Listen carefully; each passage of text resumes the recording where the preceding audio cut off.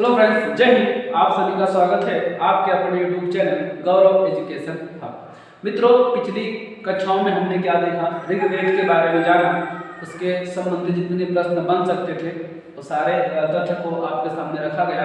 और आज हम बात करेंगे 3 और वेदों के बारे में, जिस वेदों की रचना आपके उत्तर वैदिक काल में होती है। उनके नाम है आपके सामवेद, यजुर्वेद, उसके बाद अथर्ववेद। ठीक है, तो आज हमने उससे कुछ परीक्षाओं में प्रश्न पूछे जाते हैं, उनके संबंध में कुछ क्वेश्चन हम लाए हैं और इसको आपको मैं बारी बारी समझाने का प्रयास करता हूँ। तो चलिए शुरू करते हैं आज का टॉपिक, दूसरा अध्याय वेद। ठीक है, तो देखिए सबसे पहले आज के टॉपिक में हम सामवेद की बात करेंगे।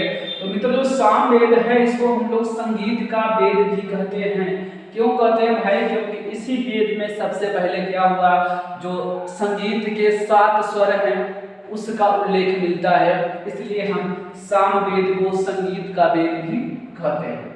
ठीक है, और इस वेद को मित्रों भारतीय संगीत के जनक के रूप में भी जाना जाता है। किसको? तो सामवेद को। इसमें मंत्र कितने हैं? तो कुल आपके 1549 मंत्र होते हैं, और इन मंत्रों को जो बोलते हैं, जो उच्चारित करते हैं, उन्हें हम क्या कहते हैं भाई? तो उद्गाता कहते हैं। ठीक है, अब बात चलते हैं उपवेद की। तो इसका एक उपवेद है जिसको हम लोग गंधर्व वेद के नाम से जानते हैं। यहाँ से प्रश्न पूछा जाता है कि सामवेद का उपवेद क्या है, तो उसे हम लोग गंधर्व वेद कहते हैं। ठीक है, आगे चलते हैं। तो ब्राह्मण ग्रंथ, यानी कि जैसा कि आपने ऋग्वेद में देखा कि ऋग्वेद के 2 ब्राह्मण ग्रंथ मिलते हैं, ऐतरेय उसके बाद कौशिकी। उसी प्रकार आपके सामवेद के भी आपके ब्राह्मण ग्रंथ मिलते हैं, उनका नाम होता है पंचविश या तांड कहते हैं। याद रखिएगा, पंचविश और तांड किसके ब्राह्मण ग्रंथ हैं? तो ये आपके सामवेद के हैं। आगे चलते हैं, अगला आपका वेद आता है यजुर्वेद, जो कि तीसरे नंबर का वेद है। और ये भी काफी इंपॉर्टेंट है मित्रों, क्योंकि इसी वेद में कर्म कांड संबंधित सभी जानकारियां मिलती है।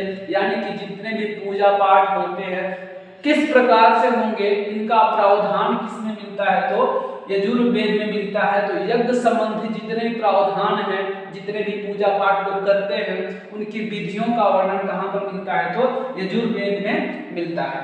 ठीक है, सबसे इंपॉर्टेंट बात मित्रों, जो आपका यजुर्वेद है ना, ये आपका गद्य में और आपका पद्य दोनों में लिखा गया है। ये आपके इंपॉर्टेंट है दोनों प्रश्न। ठीक है ना, पूछा जाता है कि वो कौन सा वेद है जो गद्य और पद्य दोनों में लिखा गया है, तो वो आपका यजुर्वेद है। आगे चलते हैं, तो इसके भी उपवेद होते हैं। तो उन उपवेद का क्या नाम भाई? तो उनका नाम है धनुर्वेद। धनुर्वेद आपके यजुर्वेद का उपवेद कहा जाता है। और इनके जो पुरोहित होते हैं, मतलब इनमें जो मंत्र है उसको उच्चारित करने वाले को क्या कहेंगे? तो अर्धायु कहते हैं इनके मंत्र को उच्चारित करने वाले। ठीक है, आगे समझते हैं। तो इनके भी ब्राह्मण ग्रंथ हैं। इनको ब्राह्मण ग्रंथ को हम क्या कहते हैं? तो भाई शतपथ ब्राह्मण कहते हैं इनके ब्राह्मण ग्रंथ को। याद रखिएगा, इनके ब्राह्मण ग्रंथ को 2 कालों में बांटा गया, 2 पक्षों में बांटा गया। सॉरी, एक का नाम होता है शुक्ल पक्ष और एक का नाम होता है कृष्ण पक्ष। तो इसमें जो आपके शुक्ल पक्ष हैं, उसमें से आपका शतपथ ब्राह्मण देखने को मिलता है। और इस शतपथ ब्राह्मण में कृषि का उल्लेख एवं उसके सिंचाई संबंधी बातों का भी वर्णन देखने को मिलता है। तो ये भी काफी ज्यादा इंपॉर्टेंट है, परीक्षा की दृष्टि से अक्सर करके प्रश्न पूछे जाते हैं। अब चलते हैं अगले, यानी कि जो आपका अंतिम होगा वेद, उसका नाम होगा अथर्ववेद, जो सबसे बाद में लिखा गया है। ठीक है, तो चलिए, तो जो अथर्ववेद है मित्रों, ये इसमें क्या है? जितने भी जादू टोना वाली बातें होती हैं, जादू टोना हो गया, रोग नाशक हो गया, मंत्र वशीकरण, तंत्र मंत्र और प्रेम विवाह का जो वर्णन मिलता है वो आपका अथर्ववेद में मिलता है।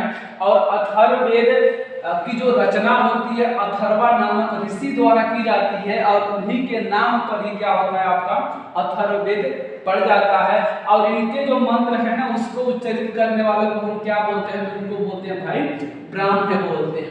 ठीक है, तो मित्रों, ये तो आपका रहा सामवेद, यजुर्वेद, उसके बाद अथर्ववेद और जो ऋग्वेद है उसका हमने पीछे वीडियो डाल रखा, उसको भी आप लोग जाकर देख लीजिएगा।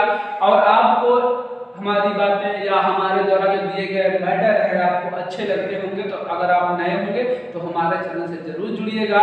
मिलते हैं नेक्स्ट वीडियो में, तब तक के लिए जय हिंद, जय भारत, वंदे मातरम।